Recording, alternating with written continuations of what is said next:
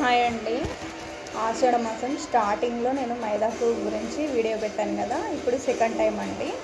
ఇలా ఎందుకు పెడుతున్నానంటే, మన అమ్మమ్మల కాలంలో ఏం చెప్పేవాళ్ళంటే, ఆషాఢం శ్రావణంలో మనకు కొంచెం వ్యాధులు అనేది ఎక్కువగా వస్తాయి కదండి. సర్దులు, జ్వరాలు, తుమ్ములు ఇవన్నీ రావడం కారణం ఏంటంటే, సీజన్ చేంజ్ అవుతుంది. వర్షాలు పడడం వలన మనకు సీజనల్ ప్రాబ్లమ్స్ అనేవి వస్తూ ఉంటాయి కదండి.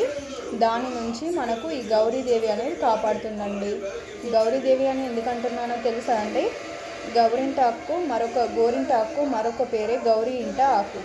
అంటే మనకు గోరింటాకు చెట్టు అనేది దేని వలన వచ్చిందంటే, మనకు గౌరీదేవి వలన వచ్చింది.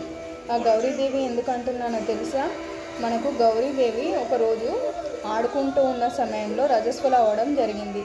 ఆ రజస్వల కాస్త భూమి మీద పడి మరలా ఒకరోజు చెట్టుగా మారిందన్నమాట. మరలా ఒకరోజు ఆ చెట్టు దగ్గరికి గౌరీదేవి వచ్చి ఆడుకుంటూ ఉండగా చెట్టుకున్న ముళ్ళు అనేది మన గౌరీదేవి చేతికి కుచ్చుకోవడం జరిగింది. కుచ్చుకోవడం వల్ల ఆ చెట్టుకు ఉన్న ముళ్ళు కుచ్చుకోవడం వల్ల రెడ్గా అయిందన్నమాట చేతికి.